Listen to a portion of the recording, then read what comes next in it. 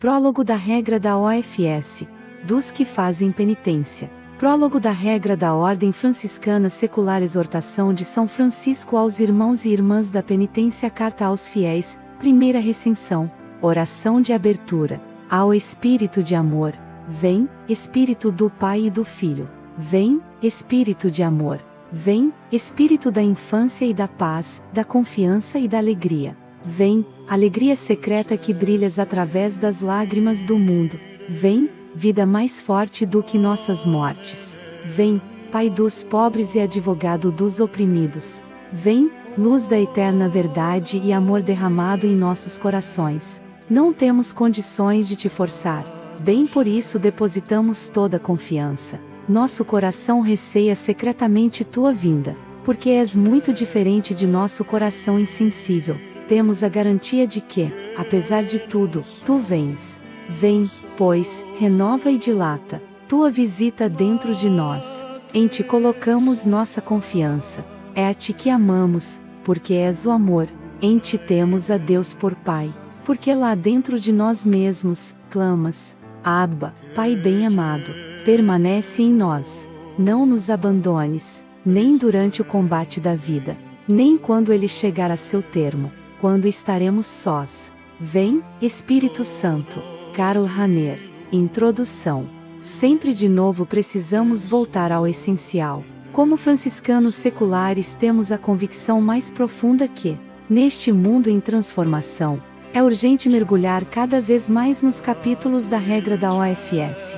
Na medida que os irmãos e irmãs e as fraternidades respirarem o espírito deste caminho inspiracional de vida, haveremos de determinar nossa identidade no seio da Igreja e do mundo. Estaremos dando nossa parte na construção do reino. Sentir-nos-emos continuadores da obra dos penitentes de Assis. Os discípulos Senhor, em todos os tempos e lugares, buscam seguir as pegadas do Mestre e, na trama do cotidiano, querem ser santos como santo é o Senhor. Desejam privar da intimidade esponsal com o Senhor e, por meio do testemunho da vida e anúncio explícito por meio palavra, tornar o Evangelho luz dos homens. Insistir que o amor precisa ser amado e, assim colaborarem na construção do reino. A regra dos franciscanos seculares, aprovada pelo Papa Paulo VI em 1978, traça o caminho dos seguidores de Cristo à maneira de Francisco. Há um texto escrito pelo próprio Francisco que precede e ilumina os capítulos da regra. Trata-se da exortação aos irmãos e irmãs da penitência, Carta aos Fiéis, primeira recensão. Os cristãos, e no caso os franciscanos seculares, escutam o convite exigente do Evangelho. Convertei-vos, mudai o modo de pensar, crede no Evangelho. Os que percorrem os caminhos da conversão são felizes. Podemos afirmar que o prólogo constitui a alma dos 3 capítulos da regra. A conversão evangélica é o pano de fundo da regra. É luz que incide nos temas: oração, trabalho, vida em fraternidade, serviços. Muitos homens e mulheres foram e são tocados pelo Evangelho que se chama Cristo vivo e ressuscitado. A força desse chamamento requer uma transformação de vida. O Evangelho chama essa mudança de penitência ou conversão, mais precisamente conversão evangélica. Inúmeras vezes Francisco alude ao tema a partir de sua experiência. O tema e a realidade eram tão fortes nos tempos das origens que Francisco e os seus eram chamados de irmãos da penitência. Ora, a ordem franciscana secular se insere nesse movimento de pessoas desejosas de reviver o Evangelho, pessoas que formam o cortejo alegre dos penitentes. Nesta breve introdução é bom ter em mente o teor do N7 da regra, como irmãos e irmãs da penitência, em virtude de sua vocação, impulsionados pela dinâmica do Evangelho, conformem seu modo de pensar e de agir ao de Cristo, mediante uma radical transformação interior que o próprio Evangelho designa pelo nome de conversão, a qual, devido à fragilidade humana, deve ser realizada todos os dias. Converter-se é acolher na fé a iniciativa gratuita, imprevisível de Deus que decidiu em Jesus nos visitar em pessoa para nos salvar, quer dizer fazer com que entremos numa felicidade sem fim.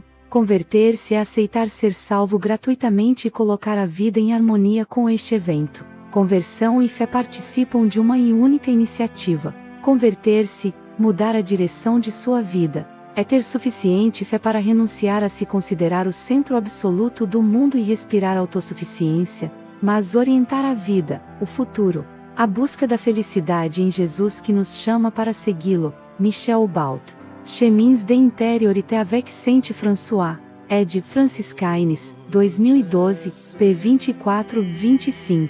Frei Alberto Becquirauser nos ajuda a penetrar no convite de Francisco à conversão. Francisco, o penitente de Assis ainda hoje nos tem algo a dizer sobre isso, tanto por sua vida como através de seus escritos. Podemos afirmá-lo porque Francisco resgatou o verdadeiro sentido da penitência como vida de conversão evangélica. A penitência ou conversão evangélica está no centro da mensagem do Evangelho.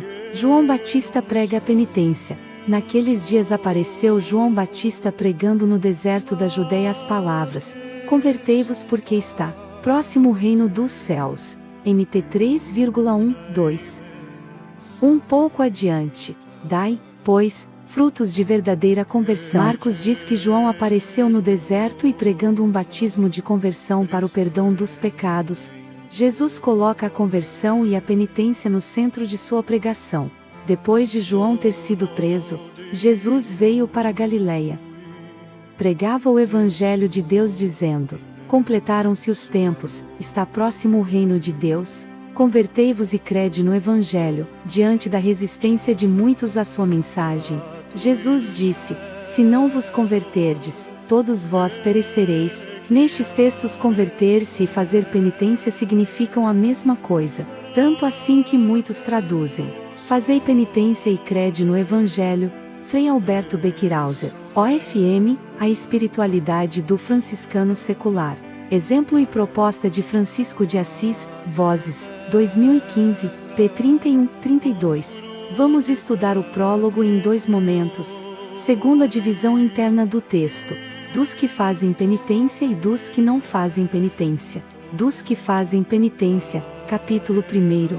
Todos os que amam o Senhor, de todo o coração, de toda a alma e de toda a mente, com todas as suas forças, Mac 12,30, e amam o seu próximo como a si mesmos, MT 22,29, e odeiam o próprio corpo com seus vícios e pecados, e que recebem o corpo e o sangue de nosso Senhor Jesus Cristo, e fazem dignos frutos de penitência.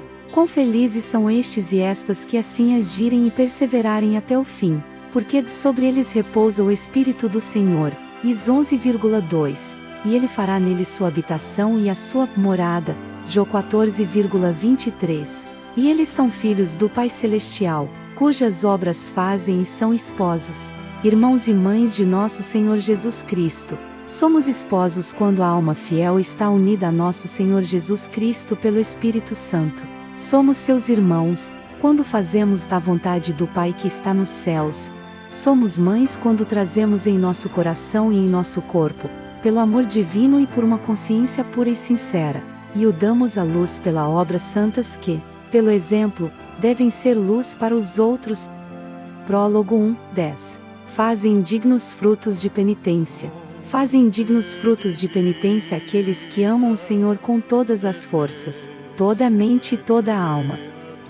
São pessoas capazes de escutar, em sua vida, a voz do Senhor de diferentes maneiras, no fundo do coração, na palavra proclamada, na voz do irmão, nos sinais dos tempos, na figura de Jesus. Os que sabem escutar, respondem com obediência carinhosa e amorosa, vivem de Deus e em Deus. Ele é o alvo de suas vidas. Colocam o Senhor antes de todos os pequenos interesses, na obediência, na oração que parte de seu nó interior.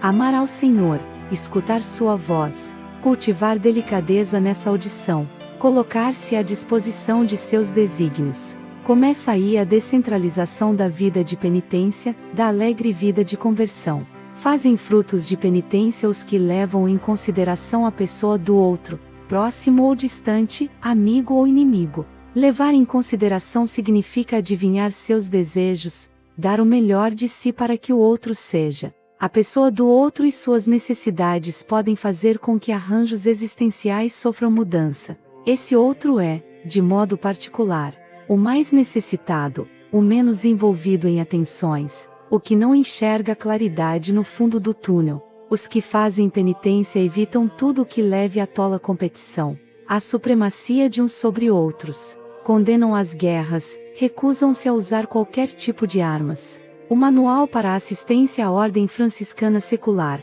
CIOFS, elenca algumas determinações que eram seguidas pelos penitentes na Idade Média: viver em comunhão eclesial, fraternidade considerada como fonte de espiritualidade e santidade.